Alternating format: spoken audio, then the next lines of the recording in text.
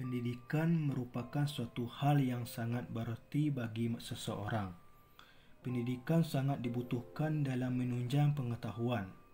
Tidak hanya itu, pendidikan juga memiliki tujuan yakni untuk mencerdaskan dan mengembangkan potensi di dalam diri seseorang. Mengingat pada era sekarang, penunjangan pendidikan di Indonesia sangat tidak stabil. Banyak sekali alasan mengapa pendidikan tidak stabil, seperti adanya keterbatasan ekonomi, orang tua yang memiliki pendidikan yang rendah, dan tingkat kemalasan yang sangat tinggi. Namun, untuk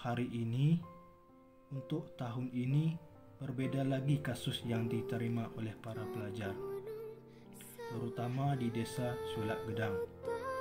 Mereka harus belajar secara online dengan sangat tidak maksimal karena masih keterbatasan.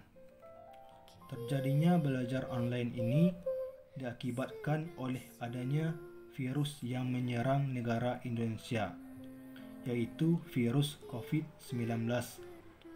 Virus yang datang dari negara Wuhan, China, berimbas terhadap seluruh negara, termasuk negara Indonesia.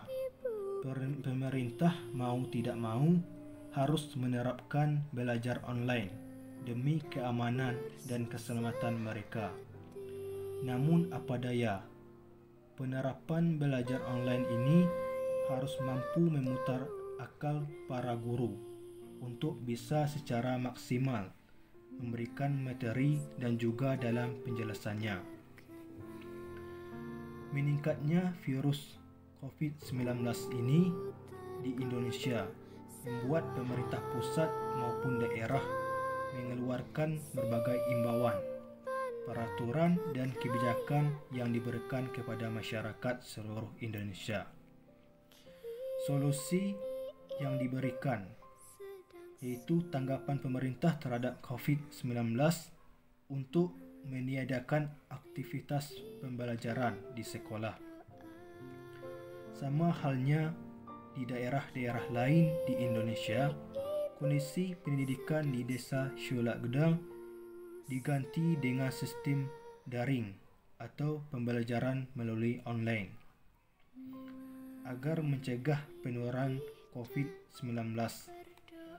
Bahkan ujian akhir sekolah yang sudah terjadual akhirnya diputuskan untuk ditiadakan demi menyelamatkan para siswa dari penyebaran COVID-19.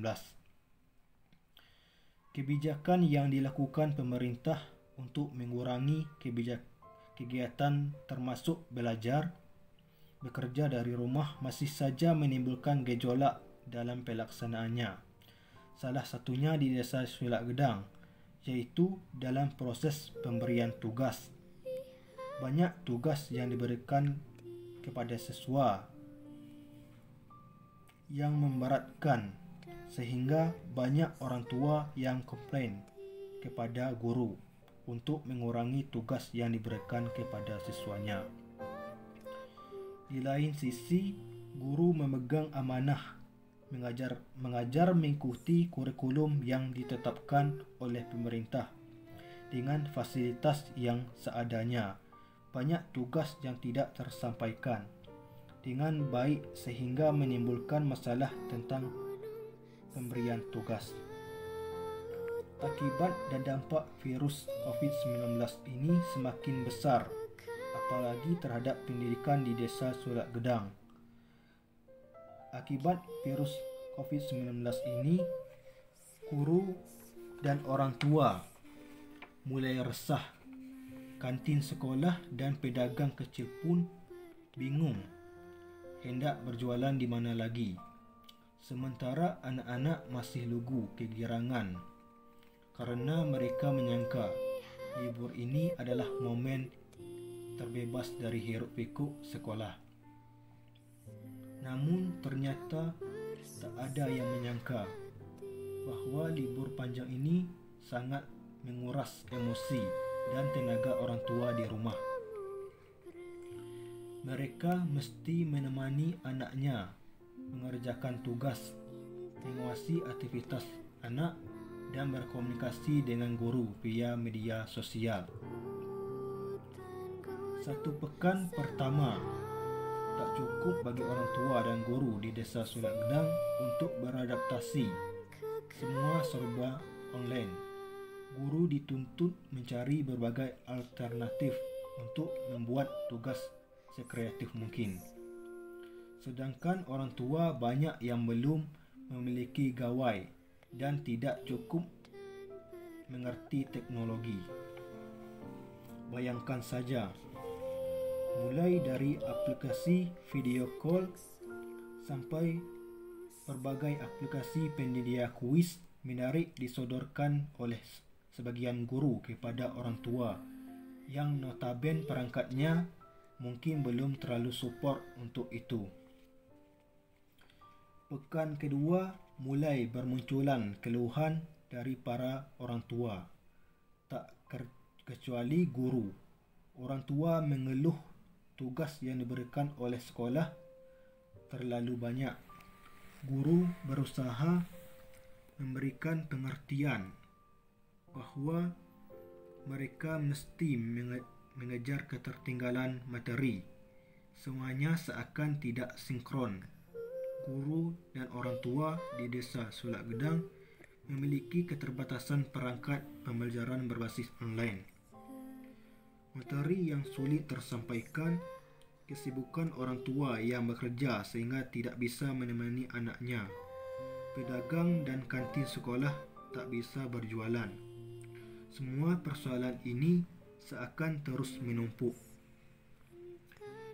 Keluhan orang tua ini pun mendapat respon serius dari Mendikbud Nadiem Makarim, sehingga Kemendikbud pun banyak mengeluarkan panduan belajar online yang simpel dan fokus pada kondisi yang sedang terjadi. Semua menyadari bahawa kondisi pandemi COVID-19 ini sangat menjengkelkan. Tak hanya aspek kesihatan yang diserang, namun semua aspek ikut terdampak. Sebagai manusia, kita hanya bisa bersabar seraya berdoa dan berdoa. Kita percaya bahawa setiap kesulitan selalu ada kemudahan. Selalu ada hikmah yang dapat dipetik. Jika mengacu pada kondisi sekolah di tengah pandemi ini, ada hikmah bahawa guru harus senantiasa kreatif serta orang tua harus tetap memantau perkembangan anaknya. Kita harus senantiasa berdoa semoga COVID-19 ini cepat pergi dari bumi kita.